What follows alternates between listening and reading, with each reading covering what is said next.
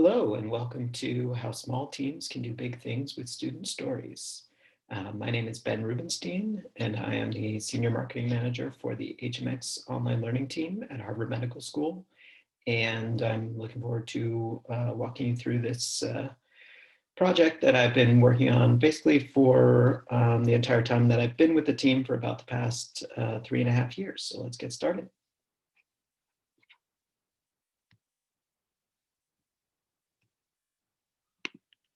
So first, just a little bit of background about what HMX is.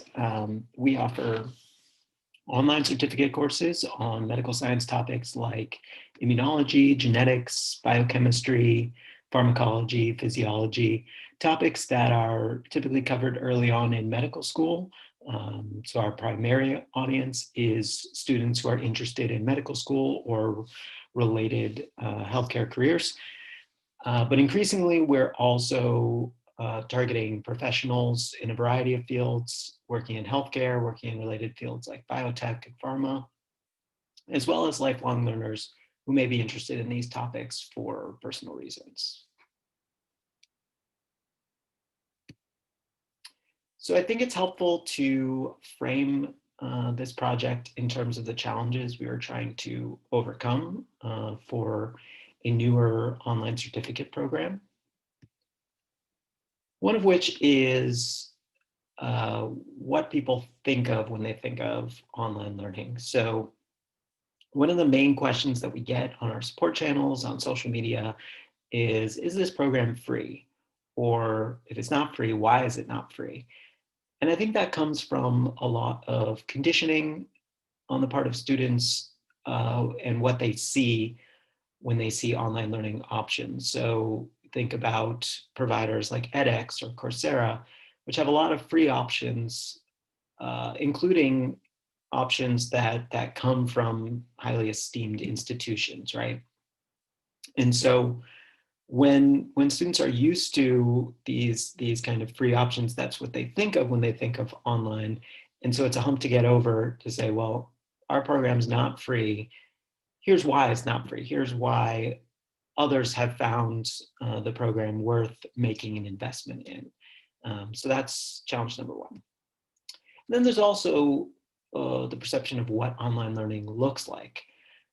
For better or worse, a lot of students, especially now during COVID, have experienced online learning that really might be a class that was meant for an in-person classroom, but just adapted to an online format out of necessity. And what we're trying to build at HMX is learning that's specifically built for the online medium, has a lot of multimedia, interactive content. And so we need to communicate what makes our approach to online learning different from what students might have experienced before. And then there's the question of value. So other common questions that we get are around, what can students do with the certificates that they earn from us? Will it help them get into Harvard Medical School or other programs? Will it help them get a job?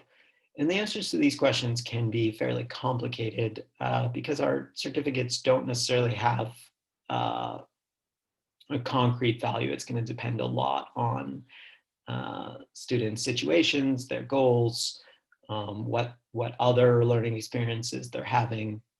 And so that's part of our challenge, to just be able to communicate those varied types of value, and specifically how other students have found value and been able to apply what they've learned to additional accomplishments down the road. And then there's the Harvard and Harvard Medical School brand itself, and you may be asking, how can that be a challenge? And sure, as someone who works in marketing for this brand, it's certainly an advantage in a lot of ways. But there is a perception that Harvard is only for a certain type of learner. And that can be limiting.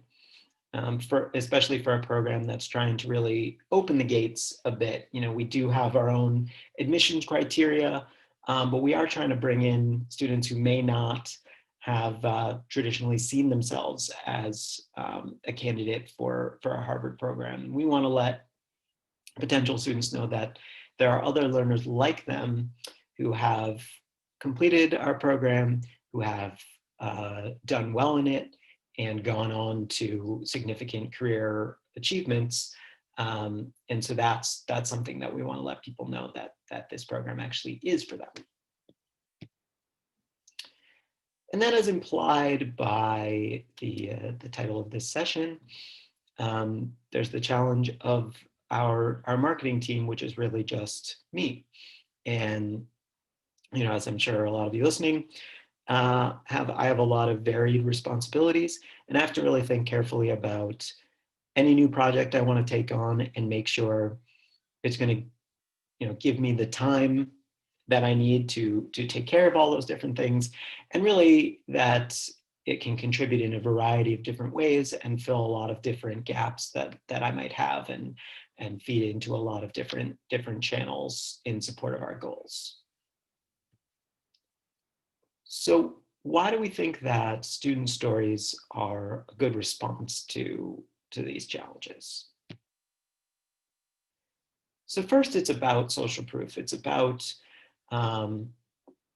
creating content and sharing stories that really will speak to the experiences, backgrounds, and goals of the people that we're trying to reach in ways that our more institutional messaging really can't. And so it's giving that authentic voice in a way that's really going to speak to our target audience. And then, as I noted, I'm looking for things that don't take up a ton of time or resources and can be used in a variety of ways. And student stories can really, as I'll get into, sort of meet that need. And importantly, they don't require a whole lot of technical knowledge. So I don't have a medical science background. I am not an expert in these topics. So I can only go so far if our content is focused in those areas. But I do have a journalism background, a marketing background, where I can recognize good stories, I can interview people. And those are the kinds of things that are useful here. I also don't have a lot of design expertise. And as we'll get into, these stories that we're putting together don't require a lot of that. They're fairly simple to put together. And so it's something I can do largely independently. And then there's additional value here that really I've only begun to understand as I've continued doing this project.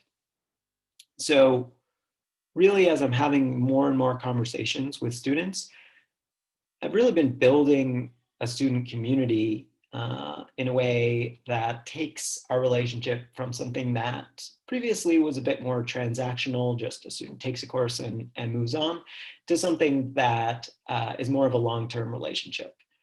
And the conversations, in addition to feeding into marketing, also provide valuable feedback for other teams, our curriculum teams, our design team, even our business development team as well, which I'll get into.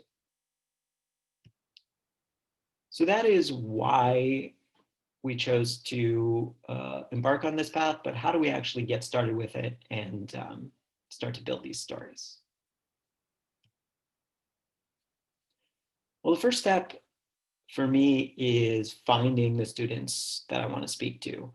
And one way I'll do that is by looking at student surveys that we ask learners to fill out at the end of our courses. And we ask a lot of different questions in this, things like, please describe the best parts of this course. And what I'm looking for in these answers is not necessarily, I don't need to have 100% positive with a bunch of exclamation points. What I am looking for is full sentences, people who take the time to really articulate, what the value was for them, what they found most useful, can really talk in a way that tells me they have a lot to say about the courses, not just it was good or it was bad. Now, I might go a step further then and look at those students' actual achievements in our courses, because someone can be enthusiastic, can be expansive on the courses, but if they didn't actually go through the whole experience, they might not be as be able to tell as full of a story as I'd like for something we're going to publish and share. So I want to make sure that they can really speak to as much of the experience as possible. And as I mentioned, we are targeting a variety of different learners. So from the undergraduate and post-bac level to current medical students to those working in healthcare and working in industry and biotech and pharma. So I want the learners that I talk to kind of roughly fit into one of these categories, so then we can use those eventual stories to target others like that. When I'm actually doing the outreach, this is an example of an email I might send. One thing that I really focus on is I want to set the expectation that this is a conversation based around feedback about our courses, kind of a follow-on from surveys. And the reason that I do that is because if I frame the conversation in a way that's saying this is for creating a marketing piece, I find that it goes one of two ways. It either, you have someone, especially someone who's maybe a professional, a little bit skeptical of that and how it's going to be used. They might not be interested in participating, or it goes the other direction and they're very interested and kind of do their best to give kind of what ends up seeming like a canned response that does not feel particularly authentic or genuine. What I'd rather do is have someone who is eager to share their experience, share their feedback. We can have a real honest conversation that then I can pull out what I need to build into a marketing story. So that's also why I don't typically include my marketing manager title as when I'm doing the outreach. And again, it's not to hide anything. If it progresses, I'm going to let the learner know how things are going to be used to make sure they're comfortable. But I don't want to set that expectation right off the bat, because if it doesn't turn out that the story makes sense as a marketing story, I don't want to set the expectation that they're going to be featured and then they're not. So with that said, also setting your own expectations is important. I would say for every 10 students I reach out to, only about 6 or 7 end up really turning into conversations. So that's something to keep in mind as you're kind of going through and planning how many stories you're going to develop and how many people you're going to need to try and talk to. As far as the interviews themselves, I try to be as flexible and available as possible. So we have a pretty international audience. So I'm speaking to people around the world, which means I need to be available in lots of different ways. I'm having conversations on Zoom, on Skype, on WhatsApp, just phone calls. Sometimes it's over email, especially with students who might not be that comfortable speaking in English. And I just want to make sure that I don't let technology get in the way of getting that interview done. I also need to be flexible around time zones, and sometimes I'm having conversations late at night or early in the morning. Just want to make sure I do what I can to get the conversations done. And then tools, I use a tool called No Notes, which is a call recording app you can put on your phone, and it'll send you a recording as soon as you're done with a phone call. They also offer transcription, which I have used, and it's pretty high quality. But just the basic unlimited call recording is just $10 a month. It's proven to be well worth it for us. When it comes to the interview itself, what I do is I write up this is a basic template that I use, and then shape to the particular student that I'm talking to and which courses they've taken and what their background is, things like that. So I have this kind of script for myself going into the interview, but I don't stick to it super closely. I'll let the student kind of lead me in the direction that they want to go and what it seems they're most interested in talking about and expanding upon. But my general approach is starting with some more basic background questions that just gets the learner talking about themselves and where they're coming from, and then getting into some specifics about our program and what makes it unique, what they got out of it, and also making sure to touch on outcomes. So what they think the value is, what they think that they're going to be able to accomplish because of taking our courses. And of course, I am looking to get good quotes that we'll be able to use in a story. But I try not to be too leading to get those quotes, having confidence that I can kind of pull out what I need later on. So assuming that the conversation really does turn into a full marketing story, I'll follow up asking the student for a picture. And we have worked with our legal department on some language to include making sure that students understand how the picture is going to be used. And that's not something, we haven't run into any copyright or use issues yet, but you never know, and you can never be too safe with that kind of thing. Of course, the challenge that we have run into is that we work with a student audience who might not have professional photos that they can share. So we end up with stuff like this that we have to kind of work with and figure out, okay, how does this work with the brand that we're trying to present? So that's just something to keep in mind regarding user provided content. It's going to come with its own challenges. But while I'm working through that, I'm also looking at the content itself, the transcript of the interview, going through it, making sure I got what I needed, that things are clear. I try not to do editing for content. I don't want to put words in people's mouths, but I do want to make sure it's clear what they're talking about, that there's a flow to the questions and the answers. You can have a conversation and it can feel good in the moment, and then you read it back, you're like, wait, what were they saying exactly?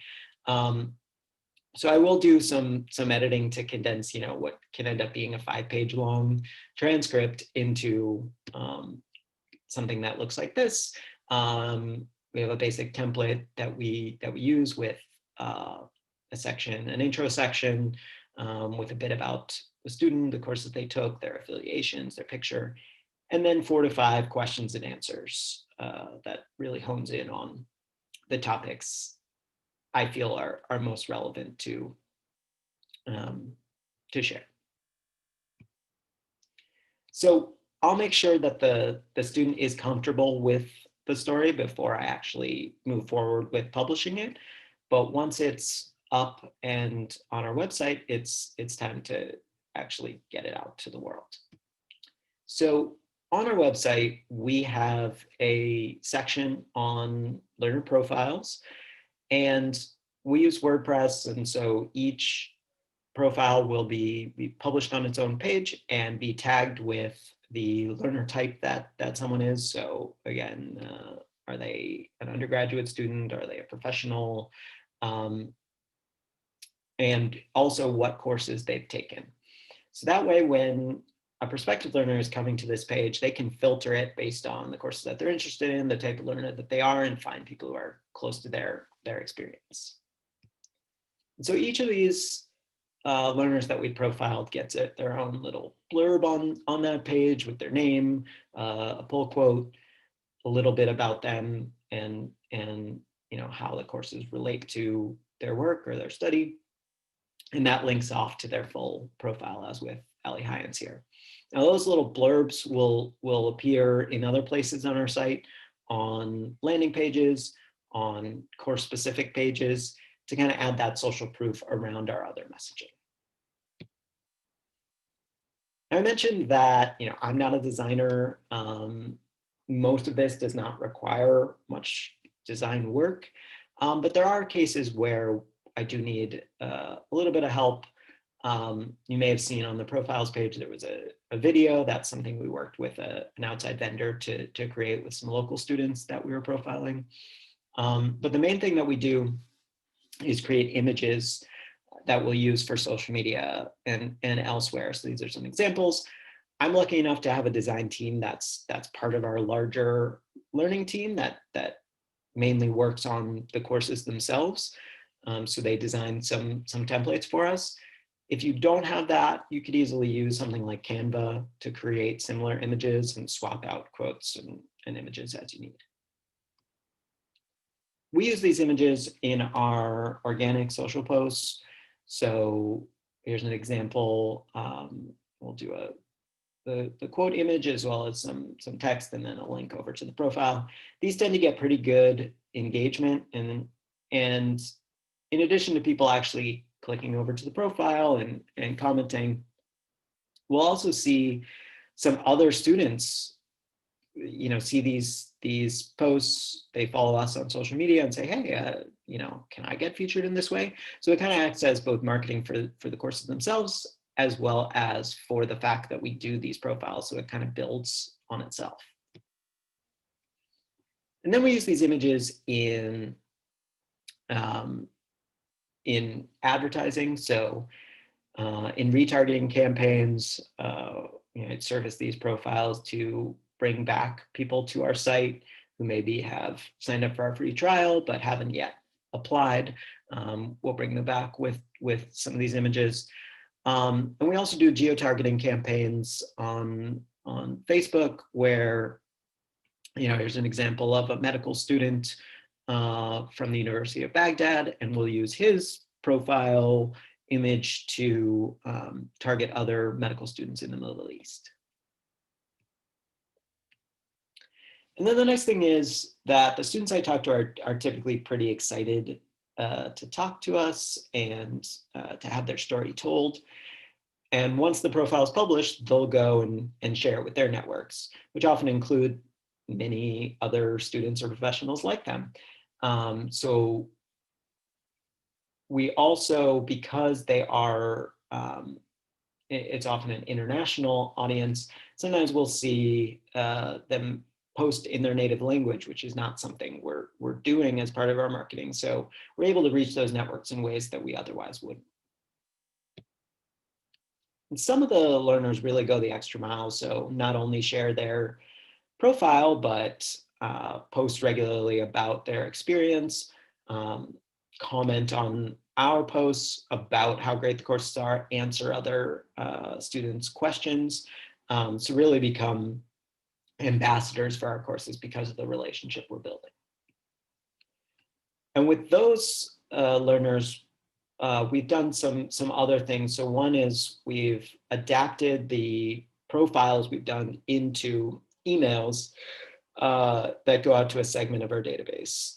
So instead of prospective students getting an email from HMX, they'll get one from, in this case, Dr. Francisco Borja, talking about why he learned with us. And these have been pretty successful in terms of getting people to come back to the site and eventually apply. We also use the profile content in our regular drip campaigns. And because we have information about our prospective learners, about what type of student they are, we can tailor the profile that we're surfacing to them using conditional merge tags. We use MailChimp for our email. So they'll see a profile that's uniquely targeted to them and the course they took and what type of learner that they are. So you can see how these profiles, these conversations that I have can turn into content that feeds a variety of channels and really makes my job easier. So, it starts to feel like the marketing team is not just me, it's me and all of these students who are helping to grow the reach of our program. And they're doing it in a way that is kind of builds on itself, that is not requiring a ton of time investment and certainly not financial investment either. And so, that's all great, but if we didn't actually get anything out of these, I probably couldn't continue to do them, right? The good news is for us, it's been pretty successful. So over the past 3.5 years, we've published about 70 profiles. Just looking at organic reach, we've been able to reach over 700,000 users across Facebook, Twitter, Instagram, LinkedIn. And as I mentioned, those posts we do get a lot of engagement. We've seen over 1,500 shares of those posts. We've also seen an SEO boost from these, so about 220,000 impressions of the profile pages. And those are for searches on the students' names and schools, but also on terms we're trying to rank for. So things like medical school, genetics course. So that's a nice boost to us as well. And so all told, we've seen about 115,000 views of those profile pages. And we have calls to action on the pages that point to our free trial, to our email list. And we've seen about 3,000 leads come directly from those calls to action. So it's really helped to build our list.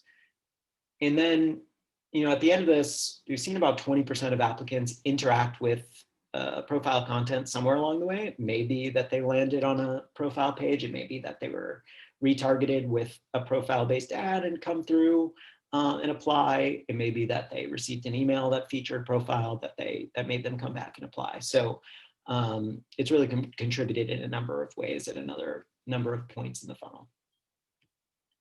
But there are other benefits too. We've seen that for marketing, the conversations really help me clarify, what parts of the courses, what outcomes I should really be emphasizing. What are the different types of reasons that someone would take these courses?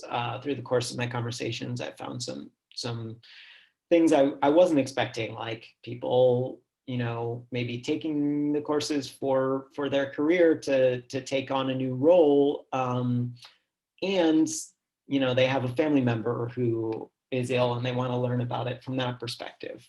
I also hear a lot about what other programs students were considering when they decided to take our course, and that helps me understand kind of where we fit in the market amongst different competitors. It also offers a number of benefits for our business development folks. They use these profiles that I'll create as, when they're talking to prospects, they'll share these as examples of what people have gotten out of the courses.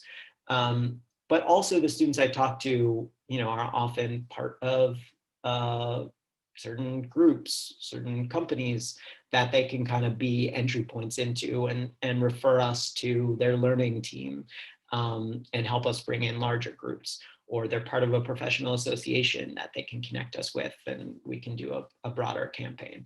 So that's all helpful as well.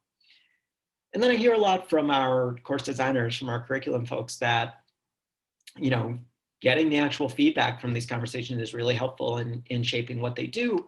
And it's just a good reminder that there are real students taking these courses who are having an impact in the world. And I've heard specifically from our designers that that's a real motivating factor for them. And then thankfully, the students get something from this too. They get a recognition of all the hard work that they put in beyond just the certificate that we provide.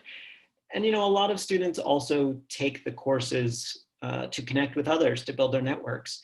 And this helps them get out there and helps them, continue that beyond finishing the program and discussing with other students in our forums, and actually helps them boost their profile in that way. So I hope this has been useful for you, and maybe you can take away some things that will help you in building your own student story program. I'm happy to answer questions in the chat here. And you can also reach out to me via email or LinkedIn. So thank you.